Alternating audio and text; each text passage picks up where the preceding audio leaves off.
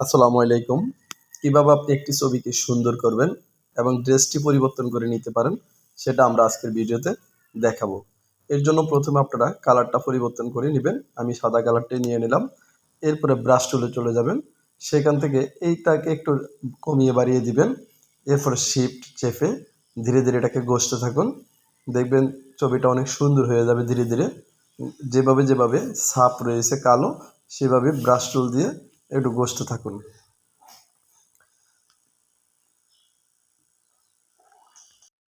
এবার আমরা চলে যাব ইমেজ।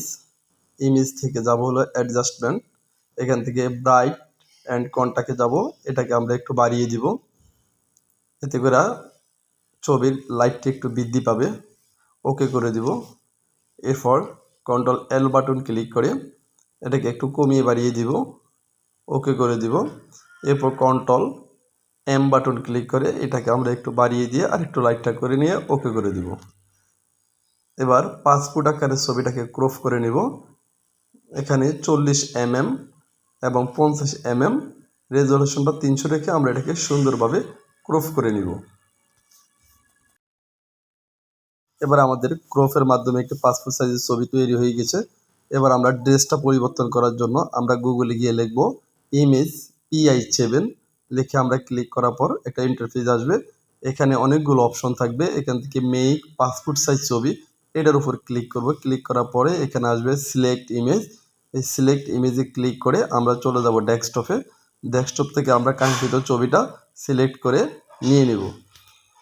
এখানে অনেকগুলো অপশন আছে। আমরা নিচের অপশনটা চুজ করে এখানে এর উপর ক্লিক করব এবং সাইজটি লিখব 40 এবং 50 লিখে আমরা নেক্সট বাটনে ক্লিক করব। এরপরে আমরা চলে আসবে এখান থেকে আমরা একটু লাইটটা একটু বাড়াইয়া নিব এবং পাসপোর্ট আকারের ছবিটাকে ক্রপ করে নিব। লাইটটা একটু বাড়িয়ে নিলাম এবং সেভ অ্যান্ড নেক্সটে ক্লিক করে আমরা পরবর্তী ধাপে চলে যাব। এবার আমরা এটা ড্রেসটাকে একটু পরিবর্তন করে নেব। এখানে দেখেন অনেকগুলো অপশন রয়েছে। তার ভিতরে চেঞ্জ ক্লথ আমরা এটার উপর ক্লিক করলে এখানে অনেকগুলো ড্রেস চলে আসবে। তা আমি একটি ড্রেস চুজ করে নিব। এই ড্রেসটি চুজ করে নিয়ে এবার আমরা সুন্দরভাবে ড্রেসটা বসিয়ে দিব।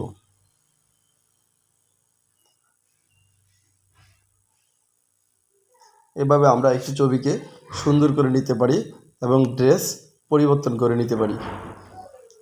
এবার সুন্দর একটি পাসপোর্ট সাইজের ছবি তৈরি হয়ে গেছে।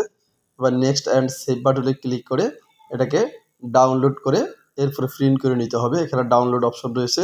তো ভিডিওটি কেমন লাগলো অবশ্যই কমেন্টে জানাবেন। সবাই ভালো থাকবেন। ধন্যবাদ।